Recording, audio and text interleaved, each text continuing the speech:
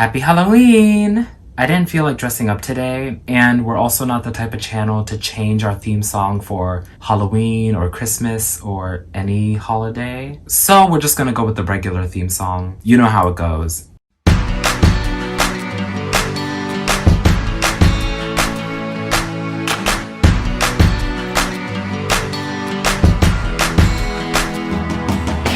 So with today being Halloween and all, I thought that there was no better day to talk about the Wizards of Waverly Place reboot, Wizards Beyond Waverly Place. Now you guys know how much I love Wizards of Waverly Place. It's my favorite childhood show of all time, and it's actually the reason that I started this channel anyways, just because I loved it so much. And I have dozens of videos up on this channel just about that show alone, so if you want to go check them out, go ahead. Please do. But for those who don't know, Wizards of Waverly Place was a TV show that ran on Disney Channel from 2007 to 2012. It ran for 4 seasons, it had 2 TV movies, and it basically boosted the career of Selena Gomez. And the show was basically about a family of wizards. All 3 kids are wizards in training. The father used to be a wizard, but he's not anymore. He gave up his powers in order to be with the mom, who is just a regular human being. And the 3 kids, Justin, Alex, and Max, they trained for years together under the guiding of their father. And then at the end of the series, all 3 siblings compete in the wizard competition, which is basically a series of challenges and puzzles and games. And the winner gets crowned the family wizard, and they get to keep their powers forever, while the other 2 lose their powers forever and have to be normal human beings for the rest of their lives. Doesn't that just sound like fun?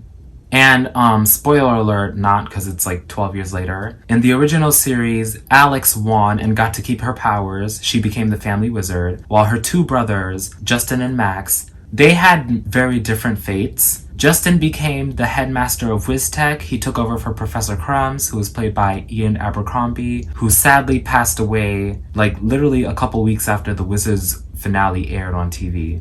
Meanwhile, Max, he got to take over the family business, the sandwich shop, which we will come back to later. Anyways, that's basically it for the original series. I loved it. But now let's fast forward to the reboot.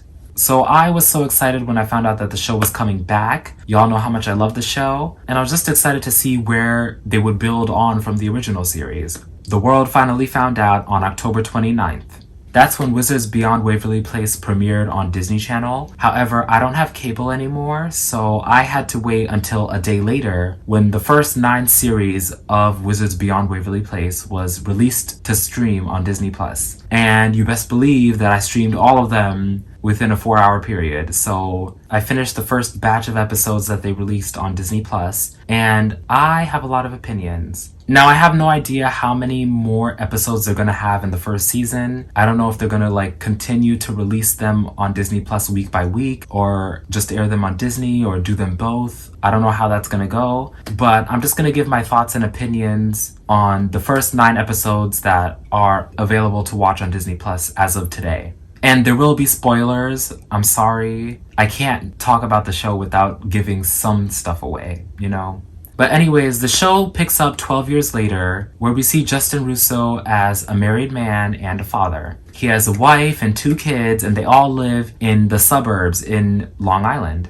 And Justin, from what we see, has been living a pretty quiet, ordinary life in the suburbs with his family. He's still a neat freak. He's still a very type A personality. The same old Justin Russo that we love. And Justin is working to try to become a principal of the middle school that his kids go to. Well, one of them, the oldest one. And he eventually does become the principal, but that doesn't happen until a few episodes in. And he has a wife named Giada, who is a redhead. She's a news reporter, so she's very all up in your face, wanting to know every detail about everything. And she actually kind of reminded me of Harper, just because of the redhead thing. And we knew that in the original series, Harper and Justin were kind of a thing, kinda. It was one-sided, but still. But yeah, I like Giada. She's wild and free, and that kind of contrasts well with Justin's character, who is very type A and very follow the rules, you know? So they have a balance there. I was just kind of a little bummed that we couldn't get Bridget Mendler to reprise her role as Juliet, because now Bridget is in science or something, being a super genius. But we never know, she could make a cameo. Anyways, Justin's kids, he has two sons. One is about 12 years old, and one is about 7, 8, maybe? But anyways, the oldest son, Roman, he really reminds me of Justin, basically super type a neat freak, really studious, really smart, basically the same personality as Justin Russo on the original Waverly Place. And then the youngest son is kind of like Max, just like a little oddball and just doing his own thing, you know, just a regular like 7, 8-year-old kid. Now, Justin and his family, they live this nice quiet life in the suburbs, like I said, which, by the way, for a show called Wizards Beyond Waverly Place, like, yeah, it is beyond Waverly Place, because Waverly Place was in Manhattan. Where they live now is on Long Island. But it's not that far beyond Waverly Place. Like, I thought the reboot was going to take place all the way in, like, Miami or Texas or LA, like, someplace thousands of miles away from where it used to be, because beyond, you know? But it's literally just like out of the downtown area and into the suburbs. Beyond.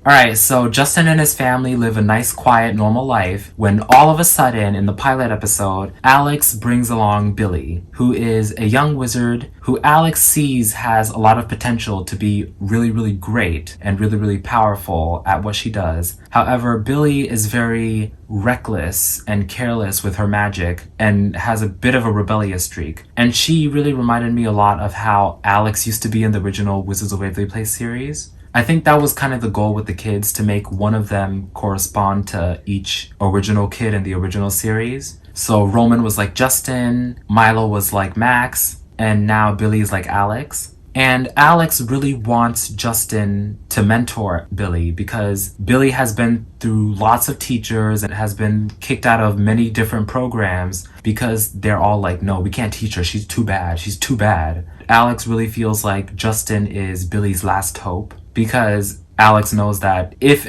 Justin can put up with Alex Russo and help her turn into the amazing woman that she's become, then of course he can do the same for Billy. And Justin is also Billy's last hope because if he doesn't help her become a good wizard, then she's done with magic forever. They're just going to take it away forever. So Justin is very reluctant at first. He's like, nah, I'm not going to help her because I gave up wizardry. Even my family doesn't even know that I'm a wizard, that I used to be a wizard. They don't know about my past, which... How can a person in general keep a secret that big from their family for that long? You know, it just sounds scary.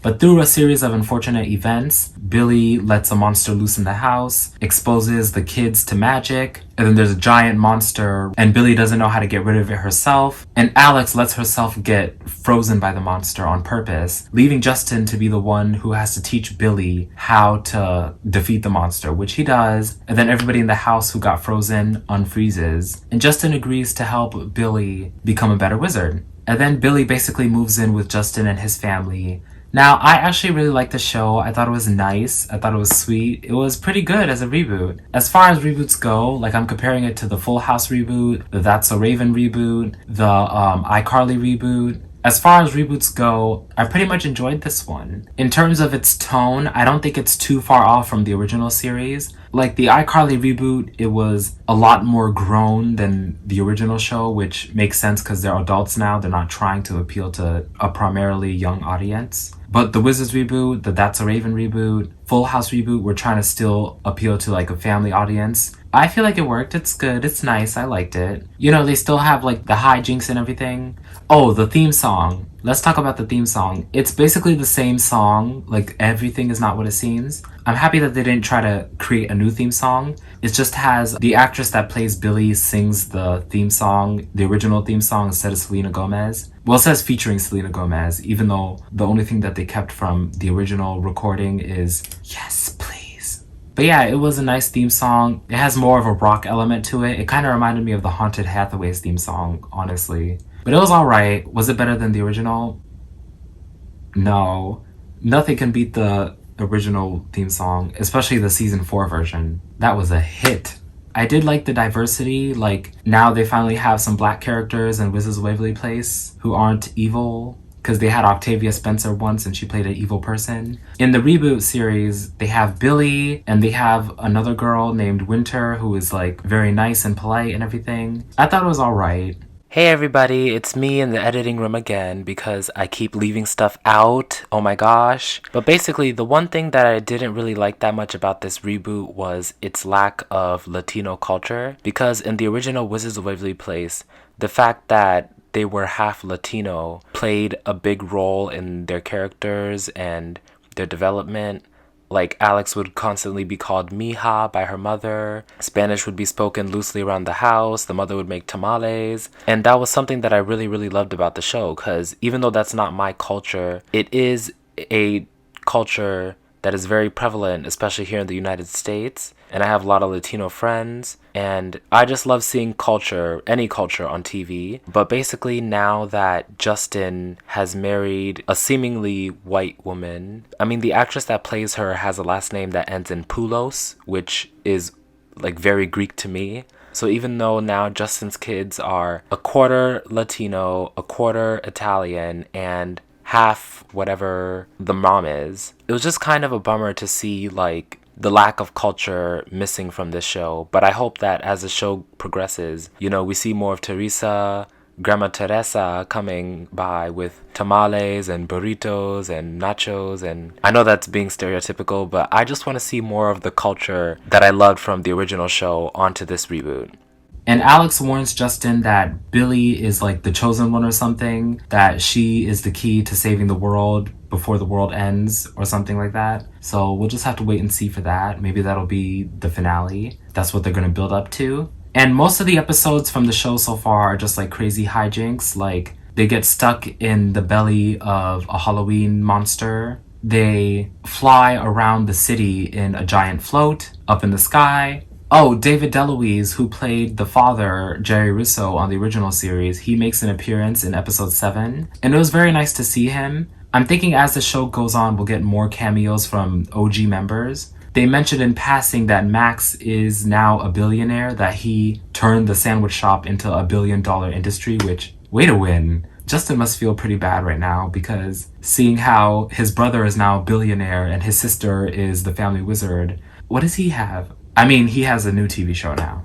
All in all, I pretty much enjoyed the new series. One question I had while watching it was, in a lot of Disney shows where there's like, ooh, I'm a psychic but I can't tell nobody, or I'm a wizard and I can't tell nobody, or I'm a pop star and I can't tell nobody. A lot of the suspense is in waiting to see how long until the secret gets out. How long will it be until Billy tells her immediate family that she's a wizard? How long will it be until Justin tells his immediate family that he's a wizard? How long will it be until Billy tells her new friends that she's a wizard? With the original Wizards of Waverly Place series, it took until season 2 for Alex to tell Harper that she was a wizard, whereas with Wizards Beyond Waverly Place, by the end of the second or third episode, pretty much everybody in their close group knows that Billy is a wizard and that Justin was a wizard in a past life and is no longer a wizard, and he's there teaching Billy.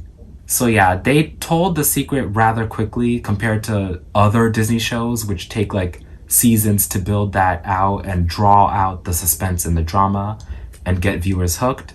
But I guess with this day and age with streaming, you gotta get to the point.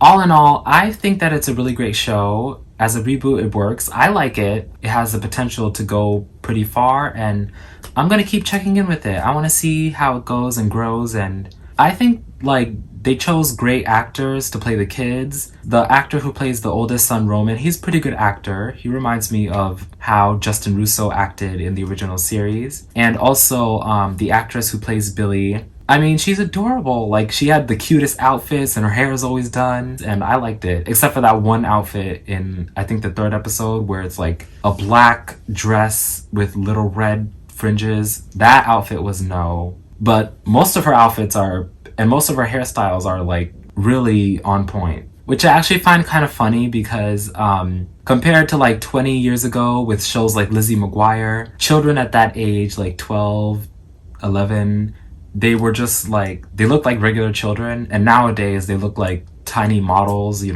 hair did, nails did, got the best outfits.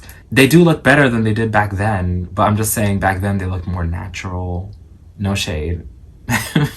I think that pretty much sums up all of my thoughts on Wizards Beyond Waverly Place. I really enjoyed the new series. Again, I just want to see more cameos, more Alex too, because a big part of the comedy of the show was Alex's character. She is so funny. And even seeing Selena Gomez again in the pilot episode and just how she carried that episode basically, it reminded me of how much she brings to the show. Of course, she's the main character of the original show, but still, I just want to see more Alex. Anyways, I give this reboot so far an 8.5 out of 10. It would probably be like a 9.5 or a 10 if there weren't like fart jokes and stuff. But you know, it's a Disney show primarily for a young audience, so I can't be too picky about that kind of stuff. Anyways, I really, really recommend that you go watch this show. If you have Disney Plus, go stream it. If you don't, I'm so sorry. Bootleg it. Maybe Dailymotion. YouTube videos that have the episode like cropped in and blurry, and you probably can't see most of it, but you still get the gist of it. And for those who are trick-or-treating, stay safe because it's not 2007 anymore, you know, when the original show came on. It's 2024. It's a lot more dangerous out there, so stay safe. Anyways, thank you so much for watching. Congratulations to Wizards Beyond Waverly Place, and happy Halloween! Bye!